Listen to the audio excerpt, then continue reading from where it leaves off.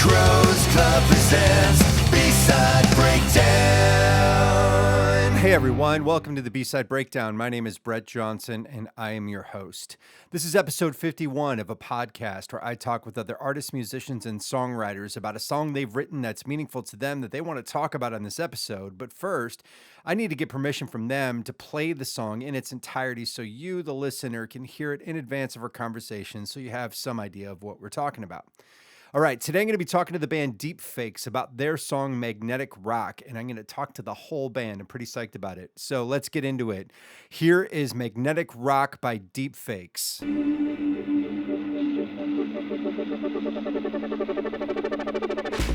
I couldn't find it, I couldn't see straight. I figured I lost it. My mind is such a bad state. Lost and I can't figure it out. I've never been so full of doubt. Drawn to your magnet, but I don't understand it. I stepped into the clearing, and suddenly I'm feeling the hum of life buzzing through me.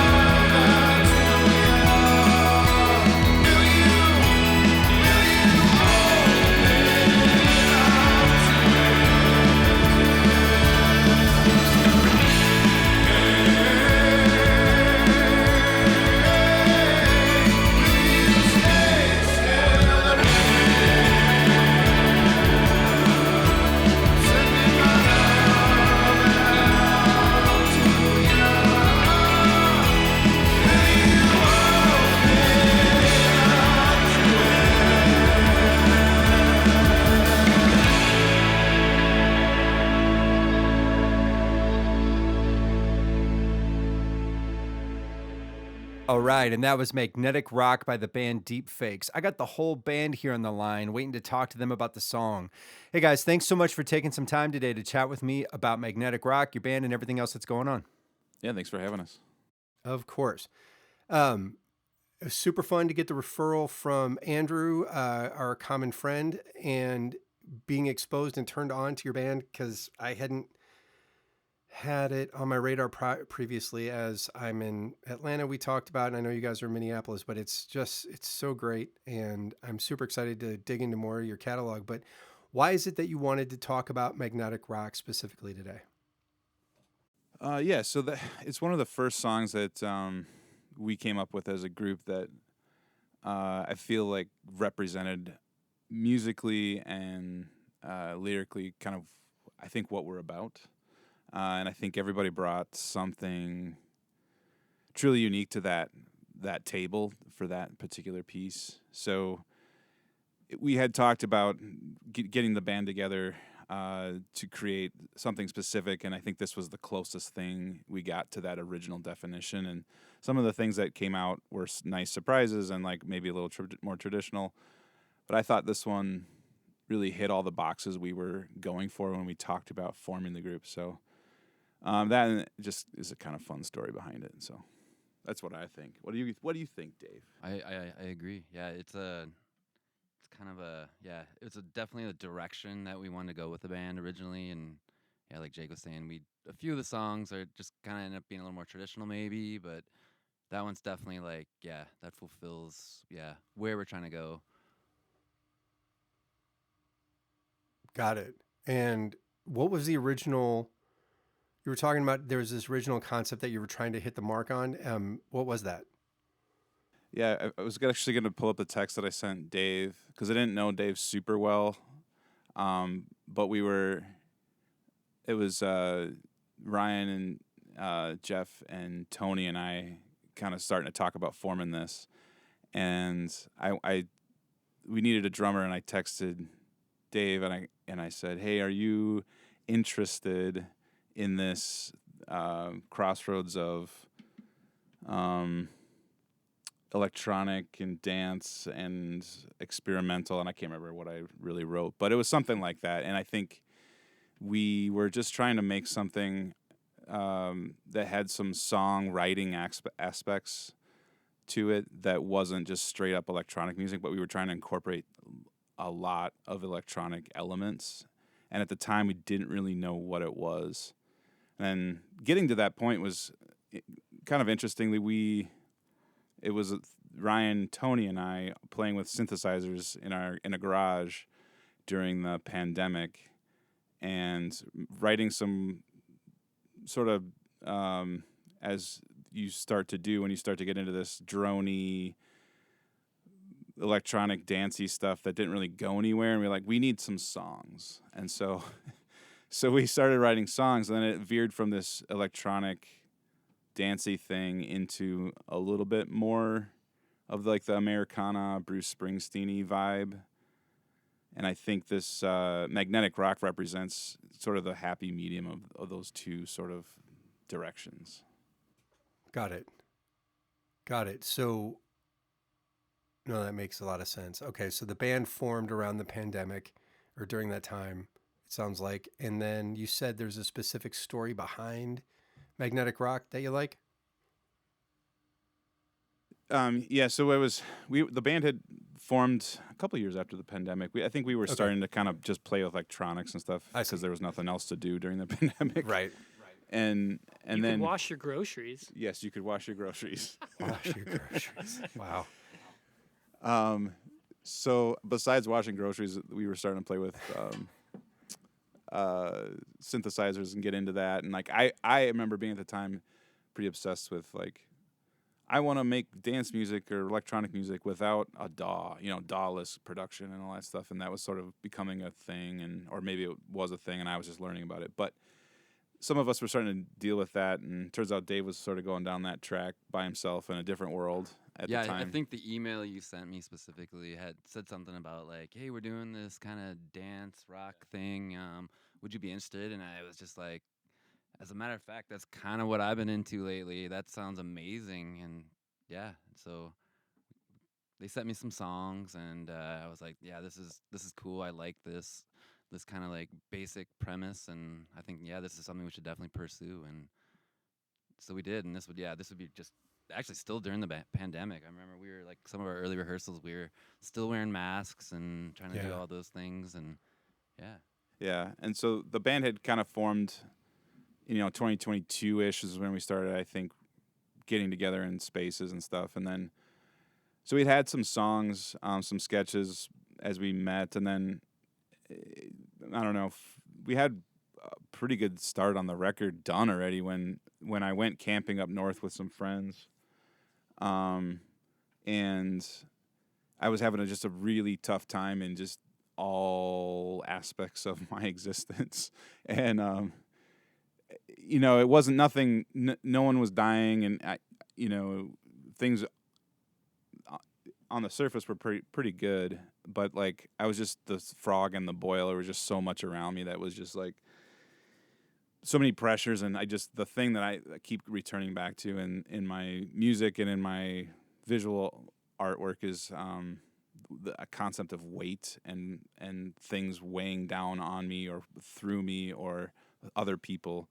And so this idea of this, I was just feeling super heavy, and it was up north, and we were up on the Gunflint Trail, which is a road that goes across the Arrowhead from Grand Marais to the Boundary Waters, basically.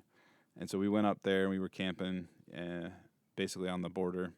And on a hike to this place called Magnetic Rock, which is a giant rock in the middle of nowhere pointing up. If after a long hike you go out to this thing, and it is magnetic, you can like stick things to it. It's pretty amazing. So we were out there just having a nice time, just the three of us in the fall of 23, I think. And there were some psychedelics involved, and and it was just nothing crazy. Didn't see anything or whatever. And it was hours later. We had this long hike, and then on the way back, we were almost back to the car, and we entered this small clearing. There was nothing really that special about it. I walked into this small clearing, and I just stopped because there was just, I could feel from the tip of my head to the toes, I could feel it's very cliche, but you feel the vibrations of the earth is something I had heard before. And that's what I experienced. All of a sudden, again, hours later after having a small amount of substance. And so I think I was going to have that experience no matter what. I think the substance just sort of enhanced it. But, like, it was an incredible experience where everything was calm. I had never felt more calm and still before that I could ever think of before. And just felt connected to so much. And it was a brief moment, maybe a few minutes, and then I took a deep gasping breath, and I was like, oh, and I just kind of walked on, and I ended up being like 50 feet from the parking lot after doing this majestic hike way out into the woods to this magnificent place. And I got to the parking lot with my friends, and they felt it too. So like I had this experience, and they felt that same thing on a maybe smaller scale.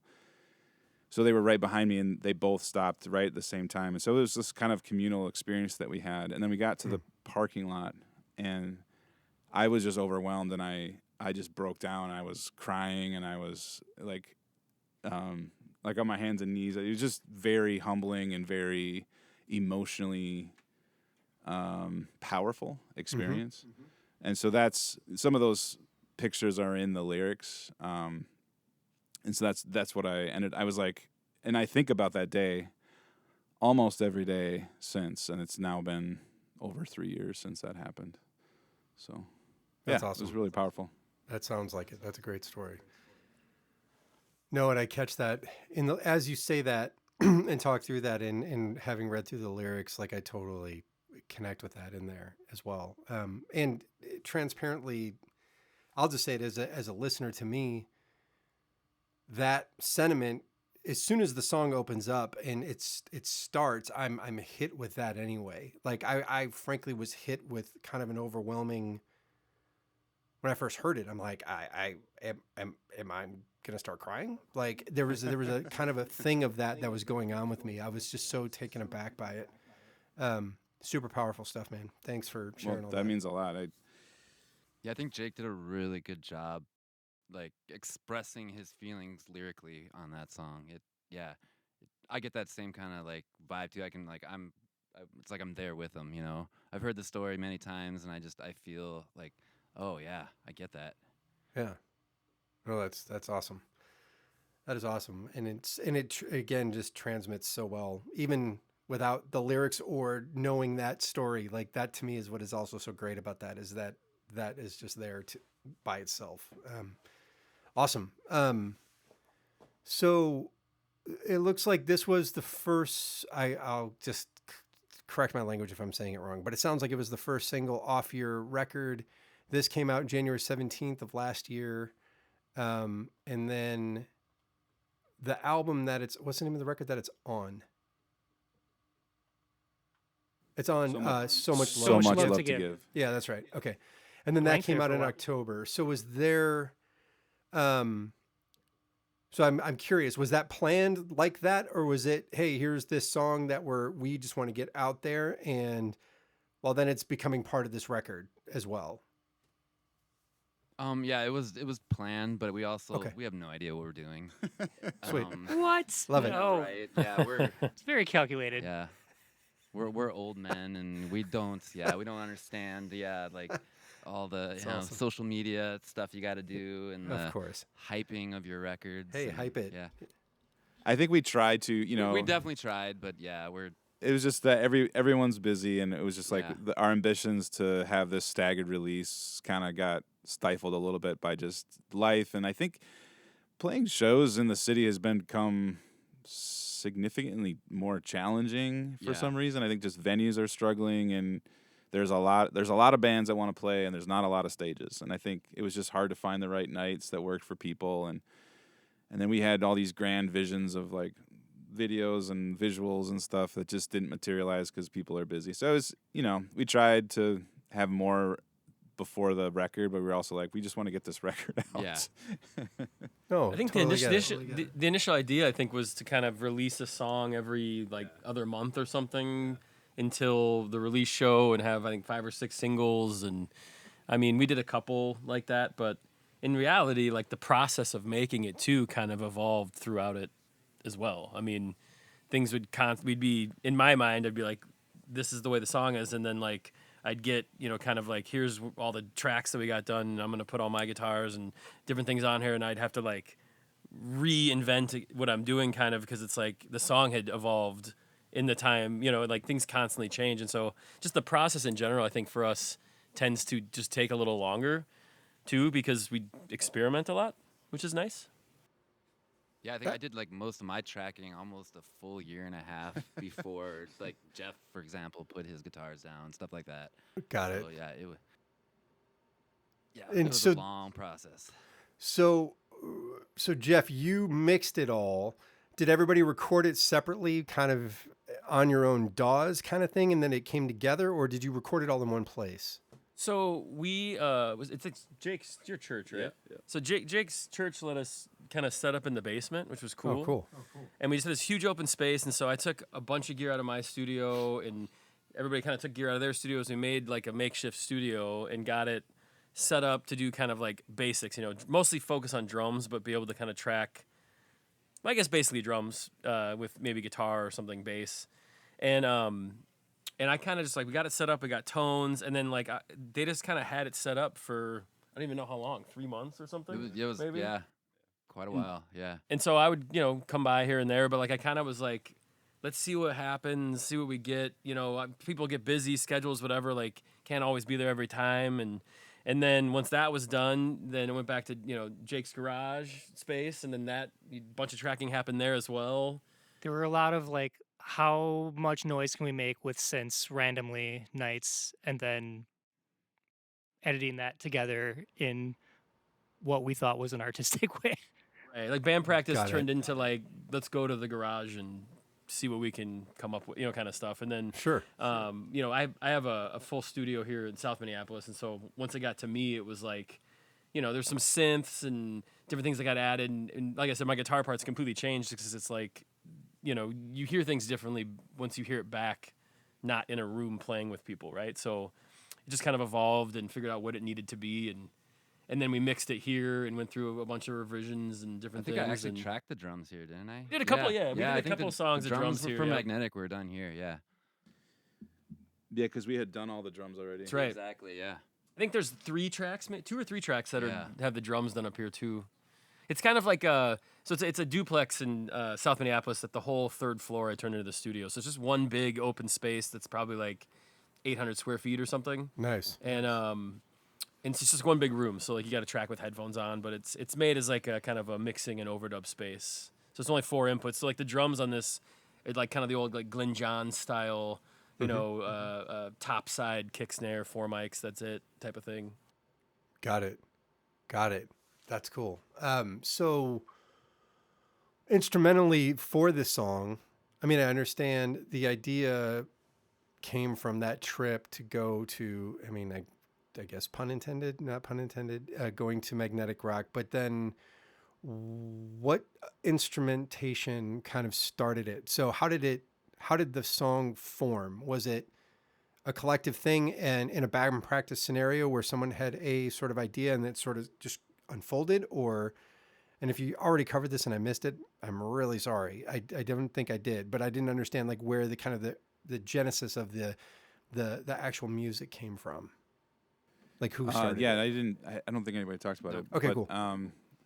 So normally, again, we were trying to focus on how to have a song in the traditional sense and then put some of the electronic sort of trappings around it and dressings on it, So that was sort of the idea. And so it started with a progression that I had kicking around for a while. And I don't know if I've told anybody this, but I had gotten like one of those like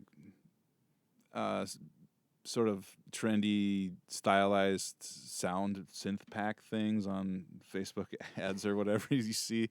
And I'm like, usually those are so dumb and like you can just make your own. And anyway, I fell hard for the brand and some of the sounds that was happening. So I got one of these little like synth packs for a plug-in on Ableton, and I used it and I found some cool stuff that I liked, and I made this sort of dressed up version of the progression, and it ended up being the chorus. And so I really liked it, and then I had sent it between Ryan and Tony, who use Ableton, so we would just share files back and forth, and like here's Ryan's take. And I don't remember. Do you remember me sending that to you? And like, what did you do with it? Do you remember? I don't remember. I am sorry. I probably used my Juno in time with the BPM to put some arpeggiators over it, which is what I did to most of those songs on that record. Because I just can't get enough of that sound, and I am smitten.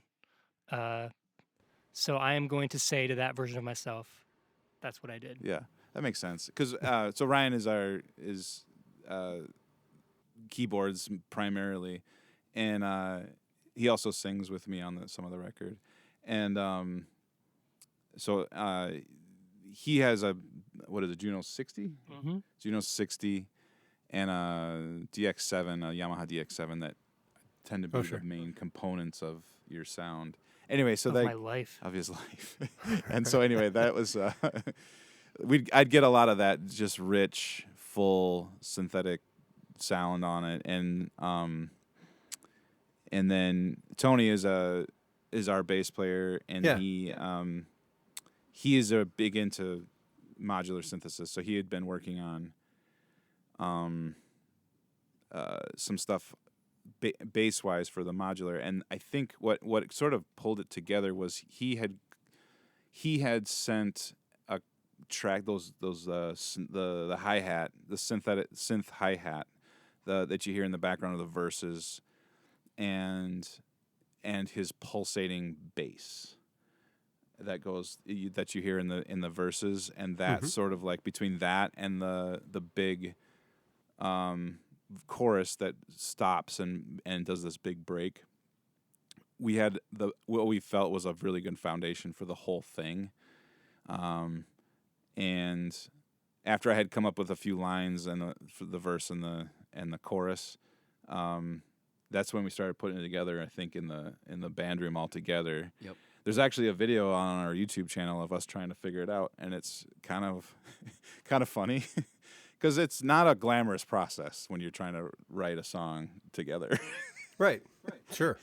It's ugly. It's like us trying to figure out how to sing a long line, confidently across many measures. For example, if you when we sing out "Hey" at the beginning of that chorus, I would lose my space all the time, and that's my primary sin in this band, is not being able to count with the group.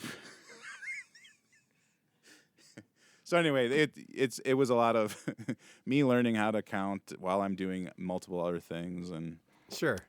yeah, it was fun. Yeah, Oh, so that's we had cool. grand visions of doing like where we could like manipulate a click track throughout the live performance, and I think this was the first song where we just kind of like, no, we just need to be on a grid and just kind of get everyone on the same page. And yeah, so that I remember, yeah. So Tony actually came up with he has this device, and it actually can like cue us where we are in the song. Okay. So this was, I think, the first song where we used that for like playing it live. This song kind of taught us how, because we had been struggling for a while to get a defined process of how we wanted to do that stuff, of how we wanted to stay on the grid with each other. Sure. And this is the one that like, okay, Yep. Dave's gonna start it. That will start all of our synths, and then we'll all be on the, like, before we were like, is Ableton gonna tell us what the BPM is, and then we follow that, and we just had tried a plethora of things, and this one kind of Showed us how got to us do there. it, Yeah. I mean, at one point we definitely talked about like we don't want to be beholden to a computer, Sure. Sure. And I mean, sometimes you kind of have to be, I guess, depending on how complex your setup is. But I mean, at one point we had mics out going into Ableton, and then that was like changing the tempo in real time to us playing. I mean, it was just like way too complicated. That was Yeah, messy. so I mean, it was just like it worked once, I think. Yeah. Or something, and then we're like, how are we gonna do Yeah, this most live? of the time it just went off the rails, and it was just like a disaster. And the way that we have it now, I mean, if something were to go off the rails, we can just kill it and just play without it, right? And it's like we've kind of figured out how to make it work, but it is pretty funny to think about how long our setup could take if something goes wrong. Yeah, we struggled a lot with how mechanical is this going to be, because dance music and electronic music is inherently mechanical. It is on a grid. You're beholden to the 4 on the floor, the whatever, the beat. And we were trying to figure out a balance from basically day one on how to mesh the two, and it's still something we struggle with. But I do think this song definitely is how we learned it. Yeah, I think Ryan's Exactly, right. Yeah. exactly. I didn't really think of that before, but Now That's there's awesome. a lady that says, verse 2, go. So in some then, songs.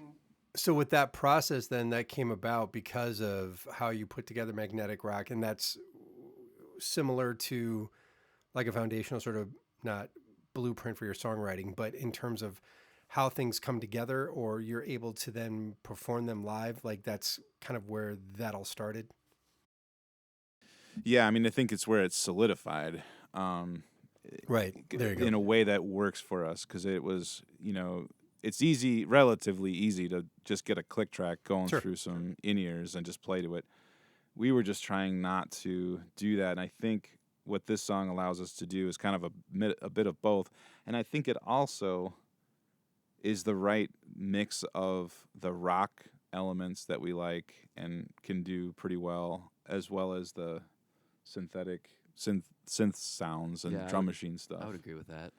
So it was like a template for both of those, the method and the application, if that makes sense. It does. It does. So then when you perform this, how often do you as a band perform? It varies. I mean, it seems like it's been slower lately, but it's about every few months or so. Okay. Got it. Ideally for me, I think if we were playing like once every 6 weeks, I think that would be awesome. It's just that, we are kind of an older generation now, I guess, even though I don't feel old. I mean, we're all in our 40s, right? So it's like, I hear that. but Born it's in the just the 1900s. venues are booking Right. differently now here, It's just kind of how the industry works. You used to be able to get a show at First Avenue or 7th Street pretty easily. Now it's like near impossible just how they book it. It's all touring, turf club, same deal. So those venues are kind of off the table. Venues like Mortimer's do more, karaoke and dance night things. I'm assuming because it's easier to make money, probably, But, Sure. But you can still get shows there, which is great. It's just we need to get more like 150 and under sized venues, like the White Squirrel and stuff like that. Got it. So what about, I know that this doesn't apply to them, but how's the Uptown VFW for booking? Is that challenging, or is that easier to kind of successfully put together a bill and bring in a show than like 7th Street? I think you could. It's just the capacity there is probably like 550, 600, right? Right. So I think you need to make it the right bill, but Sure. they are definitely open. Got it. Cool. Oh, that's weird. It's weird. I remember, it really would age myself then. I remember just when new band night on Tuesdays, you could just like legit call and go, "Hey, can I get a new band night?" They're like, "Sure." And then it became an application process after everybody in the world was in a band. And then that just seemed to kind of get worse and worse. And now it sounds like it's even worse post-pandemic. Or you remember when there used to be local openers on a lot of the shows? Oh, sure. That was another thing they used to, when I moved here, 20 whatever years ago, Yeah. there was always a local opener, like almost every bill, and now it's pretty rare. Wow. Yeah, shows used to be, a local opener and maybe two touring acts, and now a show is two acts. There's an opener and there's the main headline, and that's it. That's the show. So I think everything's just sort of changed. It's contracted a lot. There's fewer venues booking fewer shows for locals, and I mean, the expectation is that shows are earlier now. Like, so the bills are smaller. You're done most nights by like 10, 11 at the latest. It's just there's upsides to some there of is that. absolutely. Oh, sure. But Is it's that just actually how it is, or are we Yeah. just no. I know, that is that's actually- funny In you our asked that, 'cause I was 40s. going to say Yeah, the same thing. No, Like, shows are definitely getting done earlier. I would say overall. because it used to be doors at 8, first band at 9, and then someone would be playing at 1 o'clock. You know what we I wouldn't mean? even. I mean, we wouldn't even show up till like 9 o'clock most nights, Right. for a Right, show. 'Cause right. it was like, it's not going to go on till at least 10:30. Sure. Wow. So I think it's just an evolving thing, and Sure. and us being at this part of our lives, I think just we see a certain aspect of that, and that's fine, just the way it is. Totally get it. Yeah. And I'm So- fine with less shows too. I mean, I think I like the creation side of things. Like I want to, kinda kind do of in a too. writing phase now, and so it's like I like that, and I think the idea of like making cool shit, it will always like come through if you make stuff that you like, like for however you want to get it out to the world. But I mean, you don't necessarily need to be playing, like there are bands that play 4 or 5 shows a month, and it's just like, if people can always go see you, how are you gonna draw great every time? Yeah, I remember Focus that. on the Just- craft. right, exactly. And just if you I hate to sound like this, but if you oversaturate the market with your performances, no one's going to come out. It's like, well, no shit. So go play Chicago then. It's like, Right. like break it up, like branch out. Yeah, no, I hear you. That's cool. It's weird. I was in a touring tribute band that I left last fall, kind of fell into it. It was a weird thing. I've never been in a cover or tribute band in my life, and someone asked me to do it. I'm like, I don't think I really want to do this. And they're like, well, can you fill in? I'm like, oh, okay, I'll try. And all of a sudden I'm like, actually, this is really fun. Like there was something really fun about it from just the pure performance side, because like you talking about the craft of writing and creating and being in the practice space with your bandmates and doing the work to build the art. Like to me, that was always my favorite part. I don't like recording, and I mean, I can do it, but it's not my favorite thing to do. And performing was never my favorite thing to do because I was just so much more comfortable making music with my friends. But then when I kind of got into the habit of when I was doing this thing where we were performing sometimes, I mean, it was basically every weekend, like 3 nights, and it was touring all over the place, and it was crazy. But it just got to this rhythm of the beauty I learned about that for me was like regardless of the music that I'm playing, there's this common experience that happens obviously between the audience and the band where there's no real separation. I just happen to be up here playing a song and you happen to be down there, but it's all of us that make this really cool. And that for me changed kind of how I felt about all that. But hearing you guys talk about the craft, I'm like, man, and that's, like as I was saying earlier when we were talking about, how did I end up in Atlanta? I haven't had like the situation of, yeah, I got my homies in a practice space. Like that hasn't happened for me in years. And so it's I do a lot of file share recording now at best. And so I really miss that. So it's really fun to hear you guys talk about that and lean into the craft of it, because for me, that's inspiring to go find some dudes and go get in a practice space. I mean, it's as much for for me artistic as it is just like therapy. I mean, it's just of course, right. Getting together with my friends and just making music, playing, talking, drinking a beer. It's the best therapy. And I look forward to it every chance we have, to get together. That's awesome. No, that's so awesome. That's great. So speaking of then just of the playing outside of things and other than local, do you guys do regional stuff? Have you thought of doing runs anywhere else, or is it pretty much local is what you like and what you're comfortable with? It's pretty much local at this point. We've talked about maybe doing regional stuff, but nothing's come to fruition yet. So got it. Yeah, got it. I think it's something we've liked.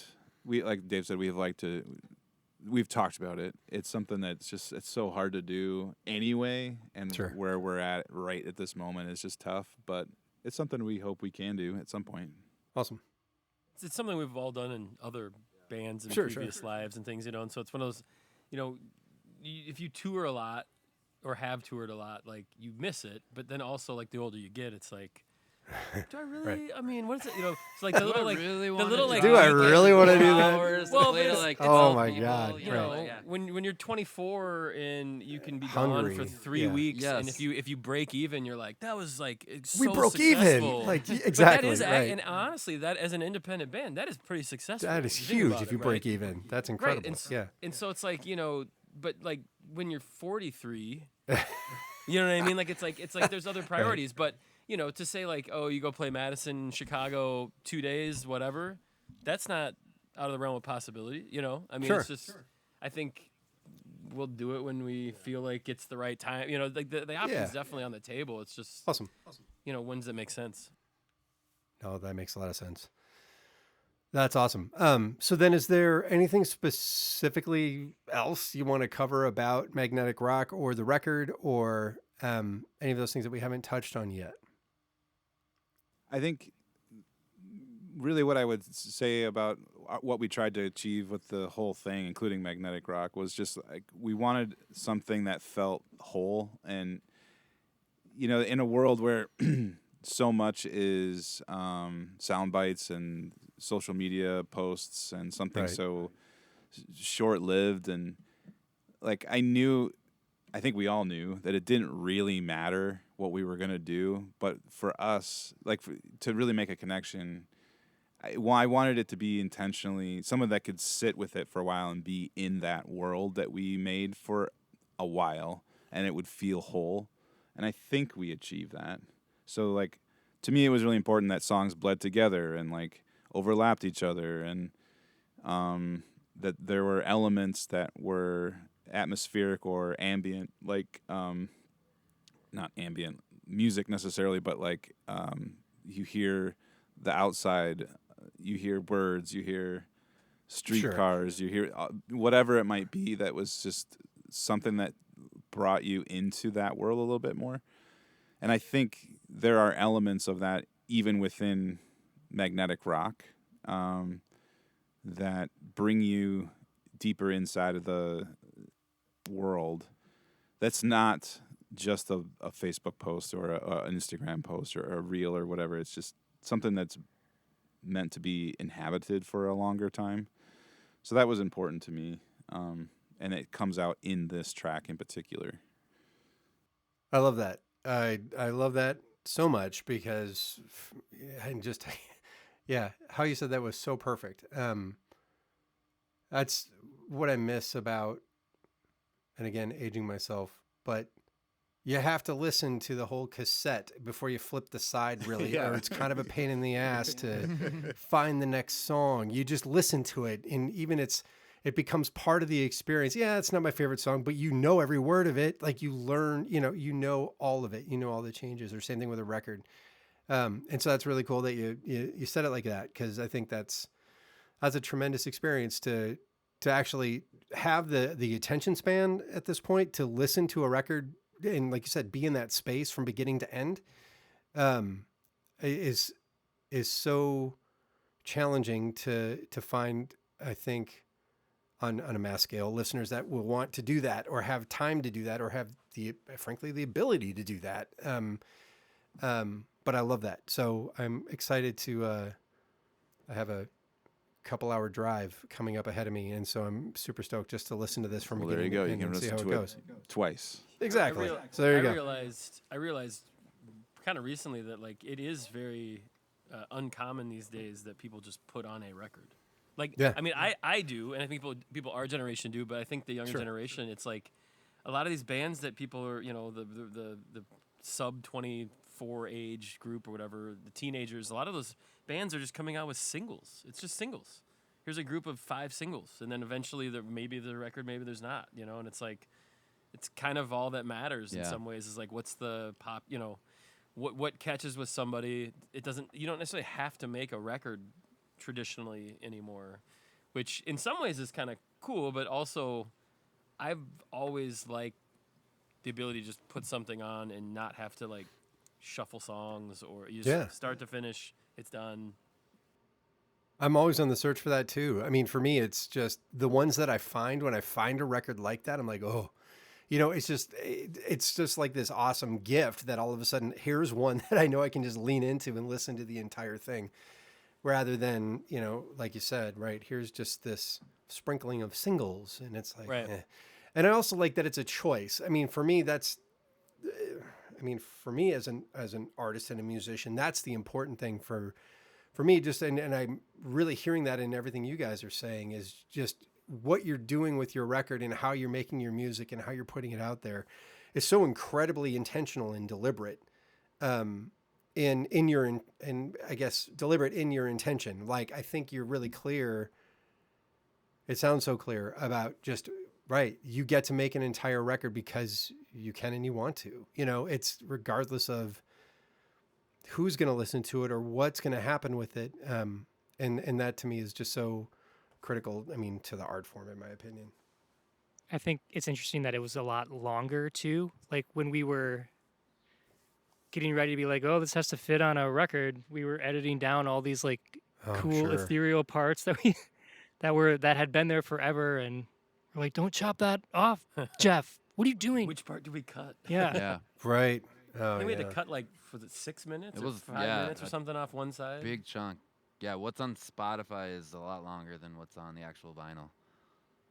But maybe you guys agree with this, I think, but like the challenge for me when it came to like putting it all together at the end was like, there's a lot of material within each song. There's a lot of different like layers, and it's hard. I didn't have that challenge at all. For me, it was, I'm just saying, like, the struggle of, like, like, you don't want it to just be, like, a wall the entire time, right? Like, there's a lot of things going on within all the different songs, and so I think it was, like, finding that balance between, like, big, like, the dynamics of the record, and then within the transitions between it, was like a real key point for me when we were, finishing this thing. Trying to keep the dynamics there. Yeah, Jeff definitely had his work cut out for him. We sent him I a bet. lot of information. Sorry, Jeff. The fun transition of like they all work in Ableton and I'm in Pro Tools, right? So it's like, Oh, yeah. good there's times. that side of it too, right? Where, and this is not a dig on anybody here. It's just that like, the default for a lot of things, and this might be my like my bias, but like I know that like it seems that when I get files from people from Ableton, they're always stereo. Here we go. I feel like this is your fault, But Jeff. like, not everything needs to be stereo, right? So it's like, is it Right. stereo or is it just being exported that way? And then like trying to get like what actually is the raw track. Like, give me the raw track. So the rest of the podcast, we're just going to want to talk about the difference between Pro Tools and Ableton. Yeah, if so in that's Pro okay. Tools, you can right-click on the little menu, and then you get two of the panning knobs, and then it's like a different type of stereo.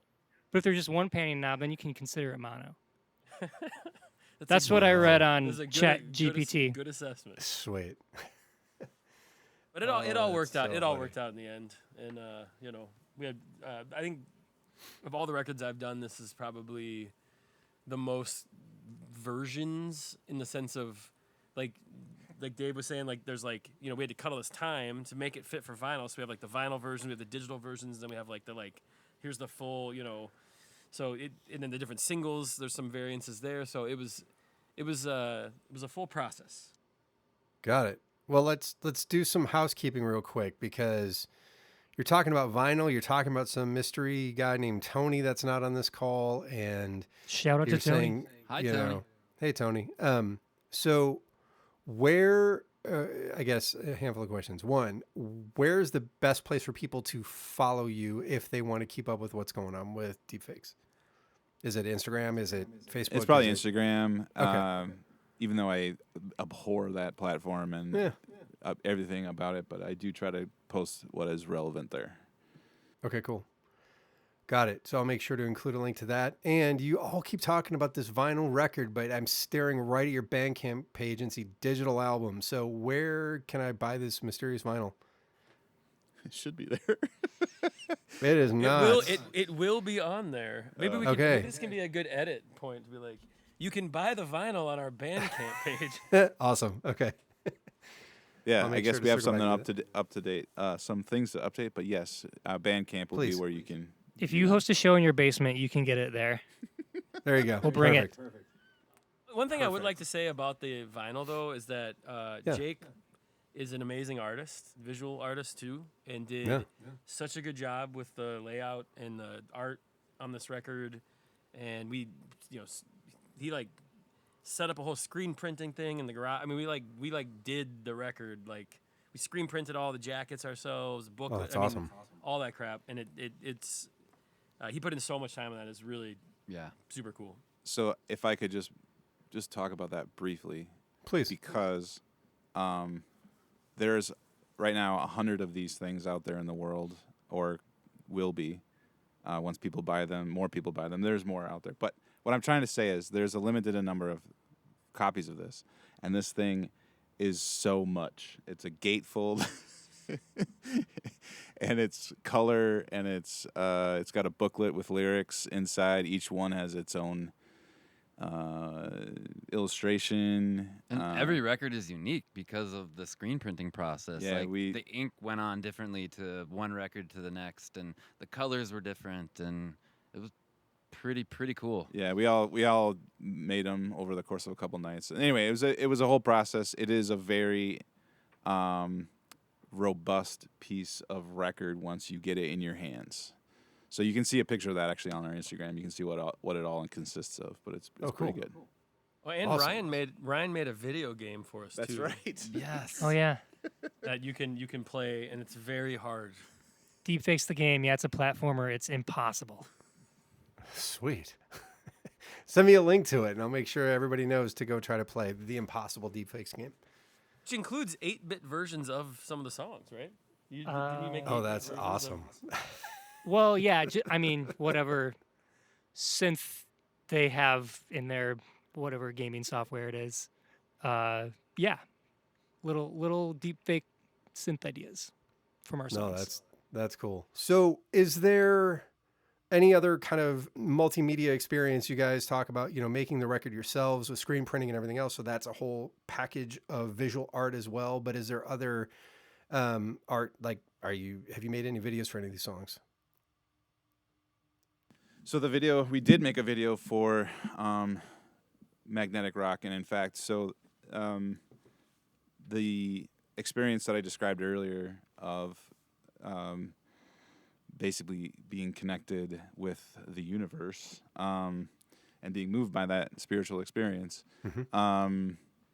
The next year, so this is an annual trip I do with a couple guys and up north. And so the next year, I was doing that same trip, and one of the guys is my good friend Micah Dahl, who is a filmmaker, and he had helped make videos for my other band and many other bands in the Twin Cities and beyond. So he and I were up there, and we were planning our trip, and I said, I don't know what I'm going to do. I feel like I'm making something if we have the chance. And so I'm going to bring just this white outfit and a cowboy hat and maybe a gold chain. And I brought all of those things. You led with the gold chain. And so then he was like, I'm going to bring a couple things too, and we'll see what happens. Because he had a couple ideas he wanted to just try out. And we ended up not being able to go to our normal spot up on the Gunflint, and we ended up going to basically an Airbnb for campsites that I can't even remember the name of, and we just found this random spot near Banning State Park. And so it ended up being just an awesome weekend. We had a cool spot all to ourselves in a right off a lake, and then we could do this little trip into Banning State Park, which is a really cool park. I think the second night we're just like, okay, let's try some stuff. And so I put this getup on, and it felt so dumb. But at the same time, it was pretty amazing because here I am in the middle of the woods with this white suit on and this gold chain and my cowboy hat. And so we just walked around and we filmed some stuff. And as we did this, he's like, I wanted to make this. Micah, my friend, Micah Dahl, He's like, I have this idea about a ghost character in the woods. And so he made this ghost costume out of just the classic white sheet and some eyes. And we just started filming, and we set up shots. And over the course of 3 days, we came up with this narrative around some of the visuals we were starting to create.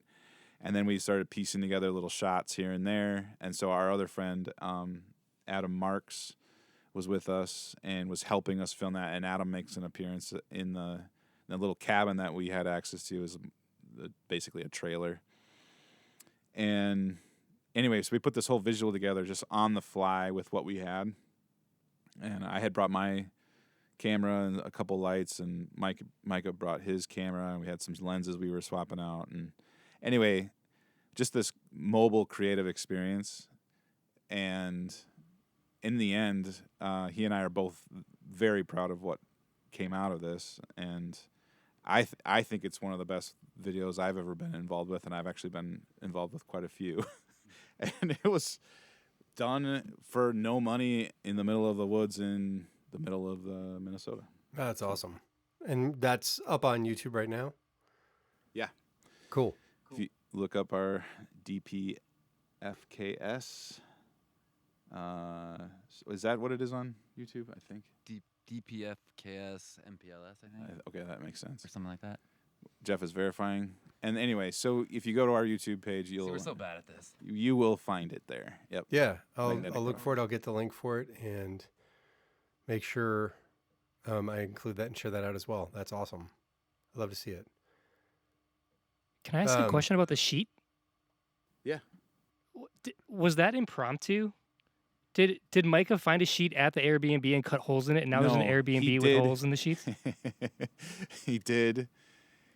He did bring one, and then we used a Sharpie to make the eyes. Nice. Yeah.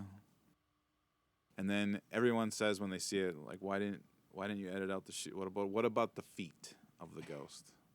But just don't look at the feet. Just don't look at the feet. Everybody don't look at the feet. That's awesome. Cool. So then beyond that, what else are you guys working on? Are you writing new music? Got a new record? Like what's going on there? Yes, we are working on new material. I think we have 3 songs pretty fleshed out at this point. So yeah, that'll another.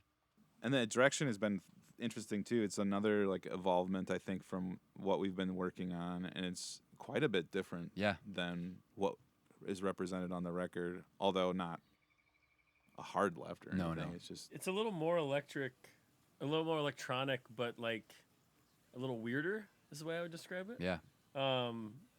It is really easy when you get people of our generation to like, if we get together, like it's really easy to just like start making like rock songs. Sure. And so like, or you go like we're gonna make electric and it goes the complete opposite direction, and then it's like we got to figure out like how this works, and I don't know. It's been pretty organic, I think, this round too, where we're kind of finding this. It's like kind of a weird electronic moody thing. I don't know. In my mind. I think we're like the last record started off more rock, then we turned more dance. This record's starting more dance, that we're turning rock. Because at the end of the day, we got to be able to play this stuff live, and so it's got to be some rock. And I think we know how our instruments connect via MIDI now. Exactly. Nice. Yes. Whereas before, We've you know, mastered that. we might have been learning that. yeah, I don't think we talked about the length of time we dedicated to figuring out how this all works, but it was probably a solid year. Yes. In all fairness, there was a lot of curveballs thrown in of Yes. like, I'm sure. what if we make Dave's kick drum turn this light on? Yeah. And like, like or whatever, right? Like we then we went through a course. phase of that, and like, which I think some of that should come back, and it probably will. It's kind of cool stuff to trigger video. I mean, at one point we were triggering video. with Video, stuff too, yeah, so lighting, yeah. That's awesome. That is awesome. all for a show for 50 people and a local Yeah. band, Well, for sure. And Nothing speaking but of the that, best for them. what's your upcoming show you got in June?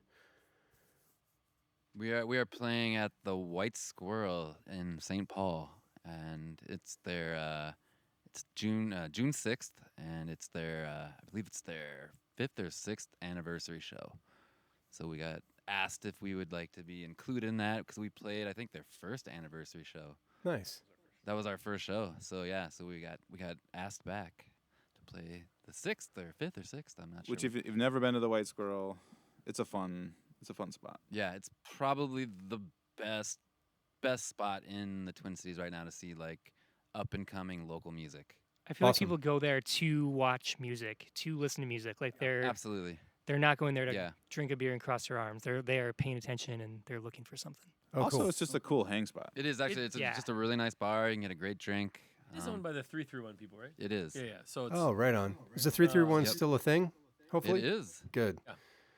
it's kind of like the 331 of St. Paul, but it's a little Sure. bit more Better. of a Bigger? cocktail bar too. In some No, better. ways. It's better. It's just a better bar. Yeah. It's nice. I mean, Yeah. it reminds me of like a New York venue where it's Yeah, they have a nice patio. It's just where Nice. it's a nice bar. It's one space, but it's like there's a nice bar and you walk in with some tables, and then like the venue parts in the back.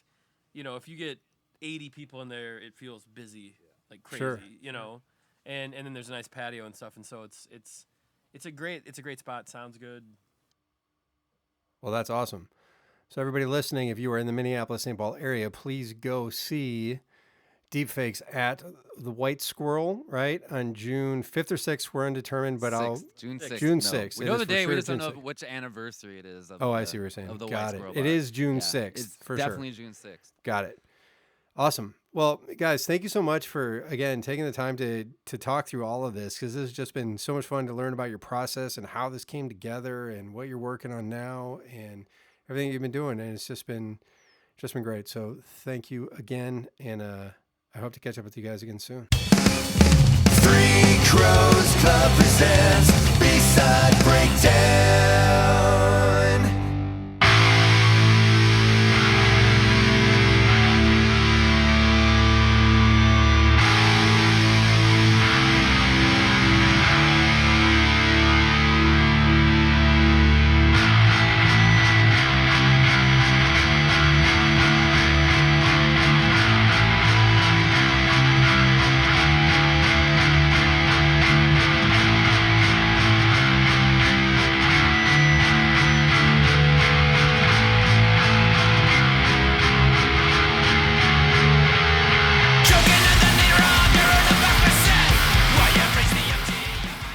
All right, and that wraps up another episode of the B-Side Breakdown. I want to thank the band Deepfakes for coming on to talk about their song Magnetic Rock. In the background, you're hearing the song Chaser by the band Scarborough. If you like what you hear, please go back and listen to the previous episode because that's what it was all about. Up next, I got Mark Allen Prince coming along to talk about his song The Damned. I'll give you a taste of that at the end of this episode. Please subscribe to this podcast wherever you get your podcasts. I thank you so much for your continued and ongoing support. Please go to bsidebreakdown.com to check out previous episodes, and there's a link to our Patreon if you want to show your support there as well. Stay safe and sane out there until the next one, and we'll catch up then. Thanks.